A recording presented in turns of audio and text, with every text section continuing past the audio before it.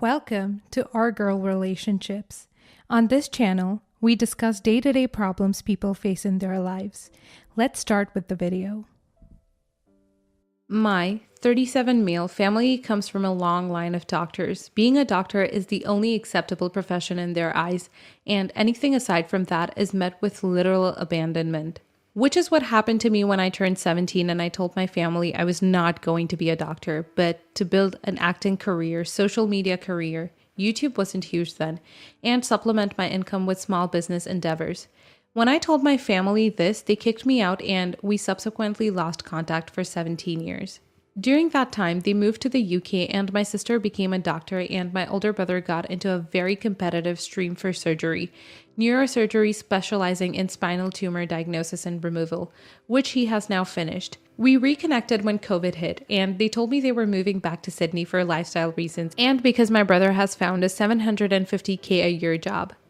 During the last 2 years, they never asked me how my acting career, social media stuff went, and basically assumed I was just slumming in Sydney. To their credit, they were correct in that I didn't make it big in acting. Maybe the world wasn't ready for a mainstream leading role Indian, or make it at all. I did, however, make it big as an investment banker and recently made a partner at the bank I work at. This came to head on Friday when I met them for house shopping. I walked to meet them, and when they asked about my car, I just said I preferred to walk. And they realized the areas they wanted to live, despite being highly paid medical professions, simply wasn't going to be happening, as the houses cost north of $20 million. When we decided to call it a day and regroup, they suggested going to my place before going out to dinner. When we arrived at my house, they thought I was renting a room and inquired how much rent was. I informed them that I wasn't renting and that this was my house. They lost their mind, accusing me of lying to them for years and only meeting up to rub their face in my probably illegally gained wealth, and capped it off by informing me that they will be living with me now instead of my oldest brother, since they can't be living in a worse house than their son. I laughed at them and reminded them that they bet on my brother and sister, not me, and that they have a better chance of living with my neighbors than me. At that point, they threatened to cut me out of their will, to which I reminded them of the fact that they can't even afford to buy it in my area, so their will and assets don't really matter to me. Now, they aren't talking to me and my brother and sister are saying I should have been proactive in letting them know of my success. I have a public LinkedIn profile, so they literally never Googled me. Edit. Getting a lot of hate about including the term social media influencer in my post. To clarify, this was 19 years ago, and I believe social media influencer is probably the updated term for socialite. I wanted to be famous, but I had no real skills or plan as to how I was going to achieve that goal, like most social media people. They cut you out when you informed them that you were refusing to fit into the mold that they wanted you to fit into. They spat on your goals, even if the acting gigs didn't pan out, and then cut you out of their lives until it was convenient for them to have you back in their lives. You owe your parents no updates on your success when they had made it clear that they were not willing to support any other routes to success if it wasn't what fit their rigid definitions. From one child cut out of their parents' will because of plenty drama to another, you are not the a-hole. Ha, nice. I'm in a similar situation. I'm the youngest out of 4 siblings and only male. I wasn't very bright in school compared to my older sisters. One of my sisters is my favorite child, and all of the other siblings, including me, knew this. Anyways, my mom, single parent, always thought I was the black sheep of the family and wouldn't mount to anything like my dad, who wasn't there for me. And that my sister would become successful and buy her a big home to retire to, yada yada yada. Fast forward to present time. The favorite child is nowhere near successful, no career and no degree, just door dashing, and went to community college to pursue nursing for 9 years and didn't even finish, and realized she didn't want to be a nurse. It was just something my mom wanted her to do so she can marry another nurse or doctor and become rich.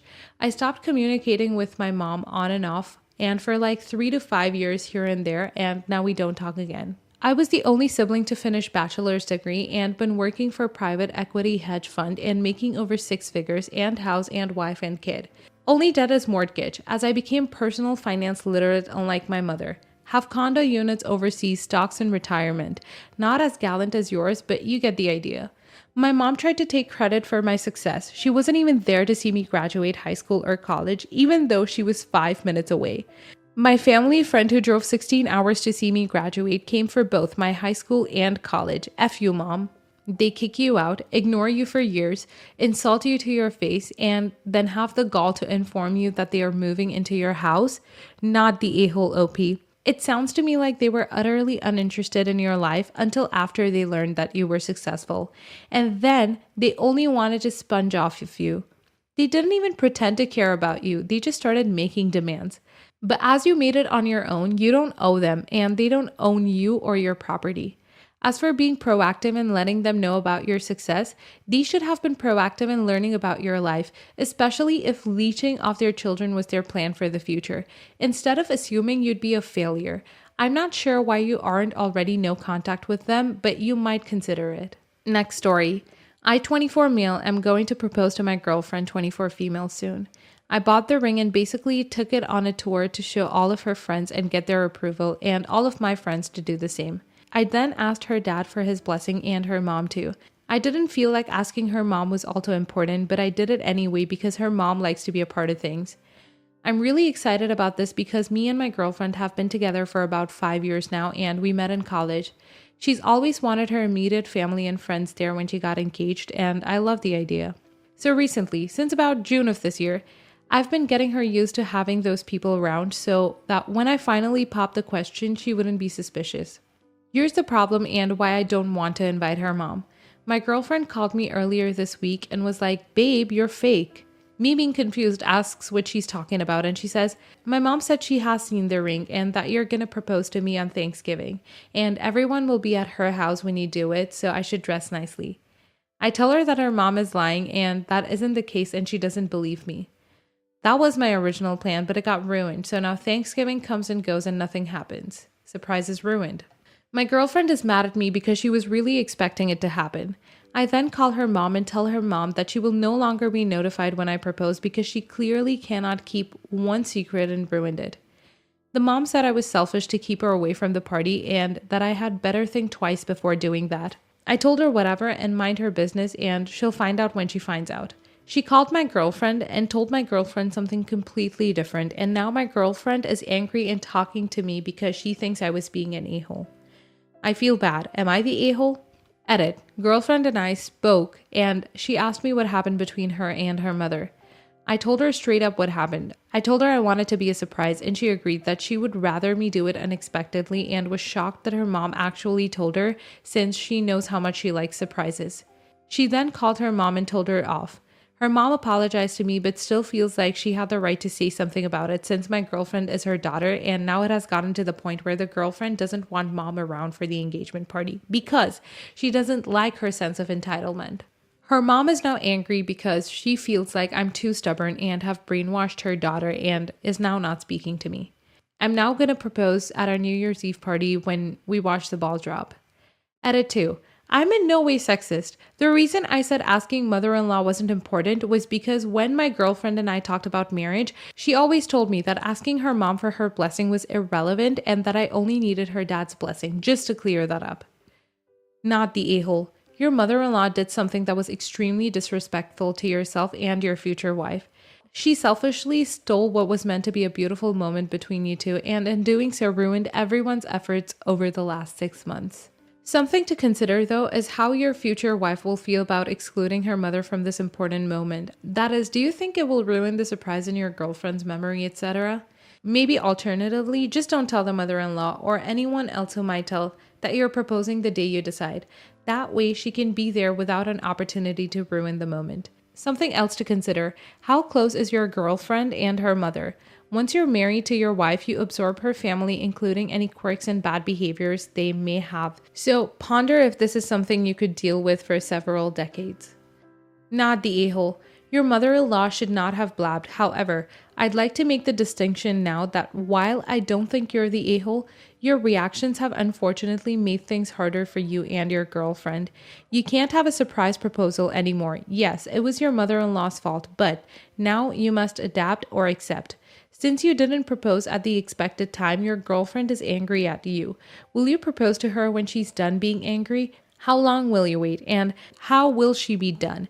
When do you propose? After you propose and tell her your side of the story, how will your girlfriend react? Will she also be mad at her mom to the point where she agrees about your decision?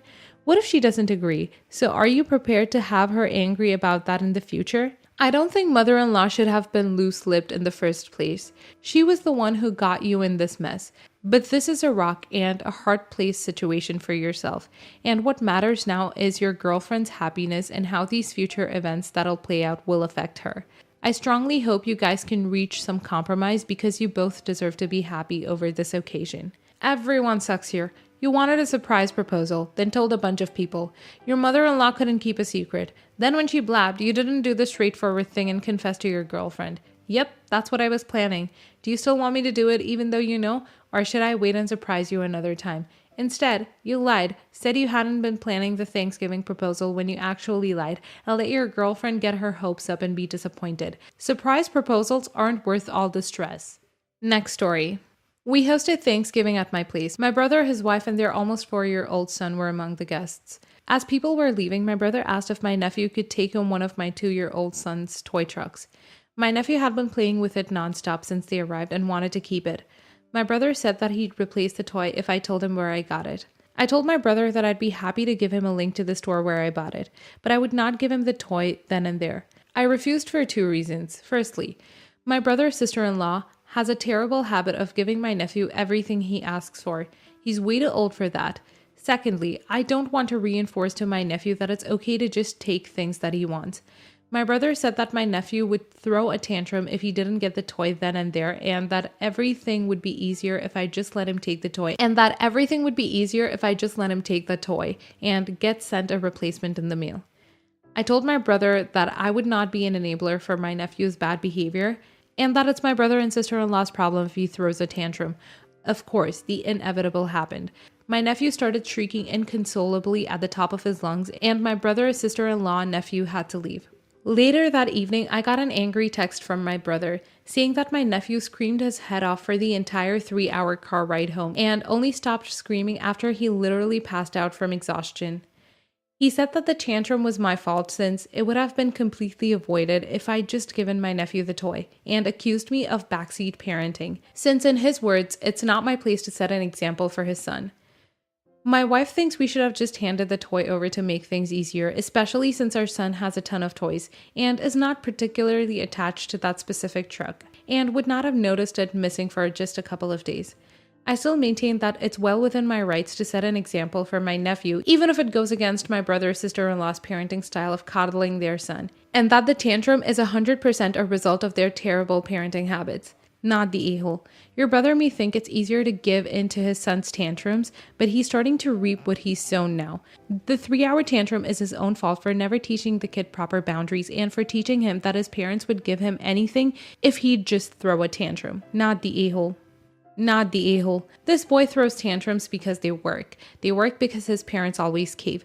The real a-holes are his parents who are setting firm boundaries for what is and is not good behavior. You did not cause this, and almost always you should do what is right instead of doing what keeps the peace. When you keep the peace, the a-holes always win. Lie to everyone sucks here. Your brother and his wife were absolutely in the wrong for making their kids' behavior your fault. Nephew's behavior is not your fault, no matter your decision about the toy. Where I do think you're a little bit the a-hole is that you took this chance to berate your brother's parenting. You clearly have opinions about his parenting skills, which means you've seen this happen over the years and thus have had plenty of time to talk about it in a less charged environment. The end of a holiday meal where they're staring down the face of a 3-hour drive with a tantrum-prone child isn't really the time to give advice and have it be listened to and taken to heart. I think you were right to not hand over your child's toy, and your wife is probably sick of hearing you complain about your brother, so I can see where she's coming from. Next story. So my mom, 29 male, got divorced from my dad when I was 6 years old and my sister was 8 years old. She didn't want anything to do with us, and she eventually got remarried to a guy who had a daughter 1 year younger than me. Our dad never remarried, and it was years later that we found out that she cheated on dad with the guy she married. But she got back in contact with us when my sister turned 18 and has been in contact with us since. And I have to admit, she has been a good mother ever since, and we have a good relationship with our half-sister also. Now, before going any further, I must disclose that I was one of the founders of an app which was bought by a big private equity fund, and I got a high 8-figure settlement as a result. Also, I was a very early investor in Bitcoin, so from that also I earned massive profit. Suffice to say, I am very well to do. So, my sister decided to get married earlier this year and I paid for the whole ceremony. It cost around 80K in total. No issues, as I can afford it, and my sister was very happy, which is what matters in the end. But now my stepsister is getting married next month and she called me to say that I should help her with her expenses for the wedding. I refused. Why would I pay for her wedding? But then my mom called me and said that I shouldn't discriminate between my two sisters. Like, what the F? I only have one. My mom says that since my stepsister and her fiance are not very well to do, I should help them. I told her that just because I paid for my own sister's wedding doesn't mean I would pay for the wedding of the daughter of the guy she left us for. But she said that I'm being petty. My sister and dad are on my side. Am I the a-hole, Reddit? Not the a-hole. You paid for your sister's wedding using your own money. Your sister was and is a part of your life. Your stepsister has nothing to do with you, and her demanding that you help out for her wedding is ridiculous. She's not even remotely related to you. It's your money to do what you want with. She's 28 years old. If her and her fiance are not very well to do, then it doesn't sound like they should be having an expensive wedding, and then expecting someone else to pay for it is ridiculous. Like you said, why would you pay for her wedding? Not the a-hole. Your generosity isn't a right and they sound entitled. It would be different if she asked maybe for a very little amount to help since they aren't well off, but it should not be expected, and saying no needs to be accepted. Your mother sounds like an enabler and probably planted the seed that you would pay for your stepsister's wedding. They need a reality check. Absolutely not the a-hole. Petty? She cheated on your dad and married that other guy who happened to already have a daughter. You don't owe her anything. Since my stepsister and her fiance are not well-to-do, I should help them. I told her that just because I paid for my own sister's wedding, it doesn't mean that I would pay for the wedding of the daughter of the guy she left us for. First, the stepsister and fiance can pay for the wedding they can afford or save for the one that is better. Second, with regard to what you told your mother, I don't think it could have been said any better. This is not even a child that your mother and her husband had together. It's from a previous relationship. Wow. The gall of the stepsister and your mother is astounding. Please, please, please do not back down.